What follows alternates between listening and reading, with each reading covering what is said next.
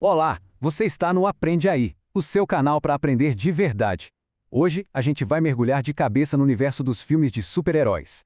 Sabe, aquele gênero que não só dominou Hollywood por mais de uma década, mas que agora está encarando talvez o seu maior desafio até hoje, o próprio futuro.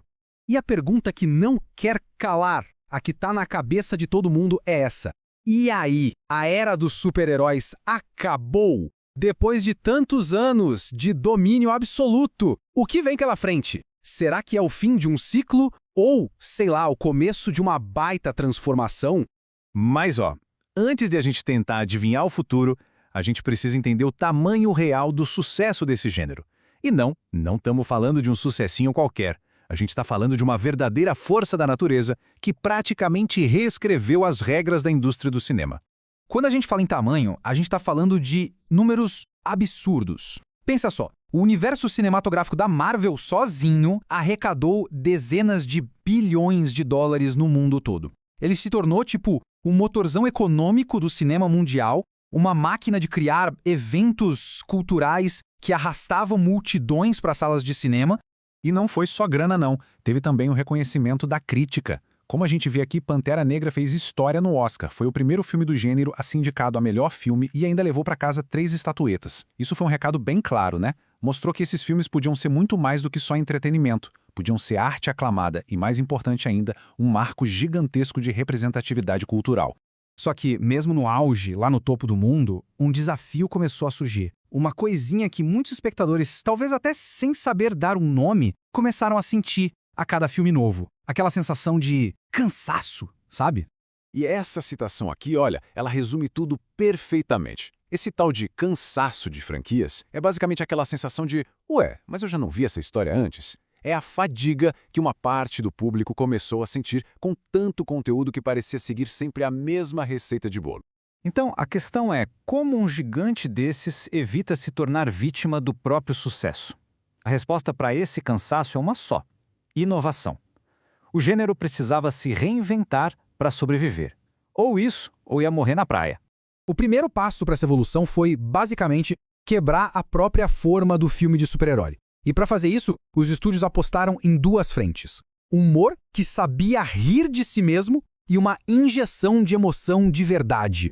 Isso aqui ilustra o ponto de um jeito brilhante. Filmes como Deadpool usaram a sátira não só para fazer piada, mas para revelar uma profundidade de personagem que ninguém esperava. O sucesso dele abriu a porteira para outras apostas bem mais arriscadas, como a porrada emocional que foi Logan e aquela análise psicológica super densa do Coringa.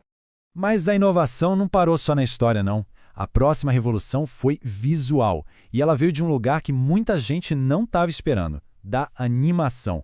Gente, os filmes do Aranhaverso foram um verdadeiro terremoto visual. Eles misturaram 2D, 3D, traços de gibi, tudo na mesma tela. Eles provaram que a animação não precisava só imitar a realidade. Pelo contrário, ela podia ser um espaço para a arte mais radical, mais inovadora, uma verdadeira explosão de criatividade.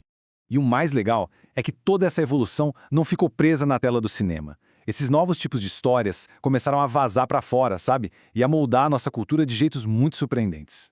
Um exemplo perfeito é o evento canônico. No filme, é o momento trágico, inevitável, que todo Homem-Aranha precisa passar para virar herói. Fora das telas, o termo virou trend viral no TikTok, foi parar até no dicionário Collins. As pessoas começaram a usar para descrever momentos que transformaram suas próprias vidas. Olha que doido! E esse impacto vai muito além do virtual.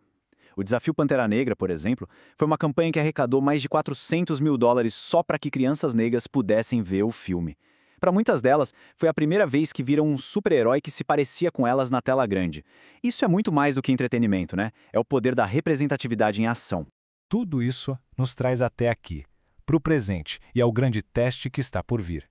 A aguardadíssima safra de filmes de 2026.